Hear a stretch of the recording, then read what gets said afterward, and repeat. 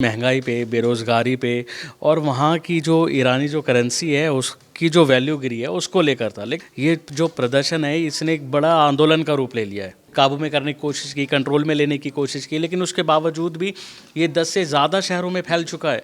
नमस्कार, मैं हिमांशी राजपूत और आप देख रहे हैं भारत एक्सप्रेस डिजिटल। ईरान में दिसंबर के अंत से शुरू हुआ प्रदर्शन अभी तक जारी है और लगातार ये प्रदर्शन और ज़्यादा व्यापक रूप लेता जा रहा है। आपको बता दें कि लाखों लोग सड़कों पर उतर आए हैं और देश की जो हालात है वो बहुत ही नाजुक चल रहे हैं। वहाँ इंटरनेट सेवाएं भी बंद कर दी है और लगातार अमेरिका की तरफ से भी ईरान सरकार को धमकियाँ दी जा रही है। बस इसी मुद्दे पर हमारे साथ बातचीत करने के लिए हमारे सहयोगी राशिद जी हैं, तो चलिए इनसे बात करते हैं। तो राशिद जी, जैसा कि हम जानते ही हैं कि दिसंबर 2025 के अंत से ये प्रदर्शन शुरू हुआ और अभी तक चल रहा है और अभी तक कोई सॉल्यूशन नहीं है। ये कब तक चलेगा और क्या कुछ अब तक हो चुका है? देखिए, प्रदर्शन जो मैं आपको बता दूं कि दिसंबर के लास्ट से शुरू हुआ था, जैसे आपने अभी बताया। लेकिन उसमें जब ये शुरू हुआ था तब ये महंगाई पे, बेरोज़गारी पे और वहाँ की जो ईरानी जो करेंसी है उसकी जो वैल्यू गिरी है उसको लेकर था। लेकिन अब धीरे धीरे ना ये जो प्रदर्शन है इसने एक बड़ा आंदोलन का रूप ले लिया है। वहाँ की सरकार के ख़िलाफ़ आयतुल्ला खामनेई जो वहाँ के सुप्रीम लीडर है उनके खिलाफ़ नारेबाजी है, मुर्दाबाद के नारे लगाए जा रहे हैं, तानाशाह को हटाने की बात कही जा रही है। पहले स्टार्टिंग में प्रदर्शन था, लेकिन धीरे धीरे जब ईरानी सरकार ने भी इन्हें काबू में करने की कोशिश की, कंट्रोल में लेने की कोशिश की, लेकिन उसके बावजूद भी ये 10 से ज़्यादा शहरों में फैल चुका है।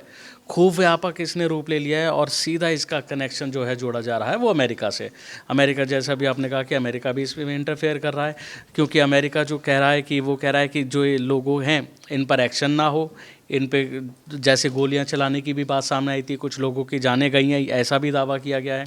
लेकिन अब ये खबर आई कि अमेरिका जो है वो प्रदर्शनकारियों का साथ देने की बात कर रहा है। तो इसके जवाब में ईरान की ओर से अमेरिका को भी दो टूक कह दी गई है। अमेरिका पर भी ये कह दिया गया है सीधा कि अगर हमला हुआ तो इसका जवाब जो मिलेगा वो अमेरिका और इजराइल को मिलेगा। दोनों को ईरानी सरकार की ओर से ही कह दिया गया है। लेकिन हालात जो है वो वहाँ पे काफ़ी तनावपूर्ण है। दूसरी ओर आप देख सकते हैं कि पिछले काफ़ी लंबे समय से ईरान, अमेरिका, इजराइल कैसे चर्चा में रहा था। तो अब ये जो प्रदर्शन हो रहा है इसके पीछे कहीं ना कहीं ईरान के जो सुप्रीम लीडर हैं वो इसका प्रदर्शनकारियों का अमेरिका के साथ गठजोड़ बता रहे हैं। ये ट्रंप जो है लगातार ट्रंप की तरफ से भी बार बार धमकियां दी जा रही है, तो ट्रंप का असली मकसद क्या है? देखिए, मकसद तो कुछ नहीं, बहुत ही इंटरनेशनल लेवल की चीज़ें होती हैं। ठीक है, अमेरिका अभी यहाँ भी कर रहा है। सिर्फ ईरान पे ही वो कब्ज़े की बात नहीं कर रहा, बल्कि 5 देशों के और उसने नाम गिरा दिए हैं, जिसमें ग्रीनलैंड वगैरह सब हैं।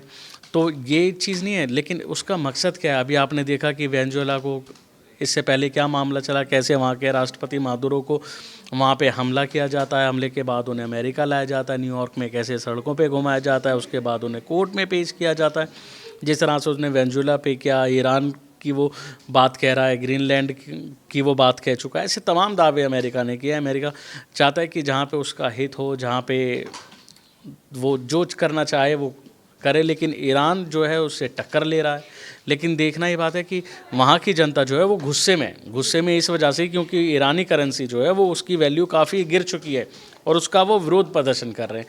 लेकिन अब देखना होगा कि क्या इसका सॉल्यूशन कब निकालेंगे। और बीते दिन मैं आपको खुलासे की बात बताऊं तो उसमें हिमांशी, जो कई ऐसे संगठन हैं या फिर एक डॉक्टर्स ने, उन्होंने ऐसा दावा किया है, खबरों में तो नहीं दिखा, लेकिन हाँ डॉक्टर्स के दावे और संगठनों की रिपोर्ट में बताया गया है कि 100 लोगों की जानें चली गई हैं, 200 लोगों की जानें चली गई हैं। सब पर जो है जो मरे हैं उनको डॉक्टर ने बताया कि इन पे गोलियों के निशान हैं, गोलियों से मरे हैं और वो सारे प्रदर्शनकारी थे। लेकिन अब ये देखने वाली बात होगी कि ये प्रदर्शन कब तक चलेगा, कब तक ईरानी सरकार इस पर फैसला लेगी।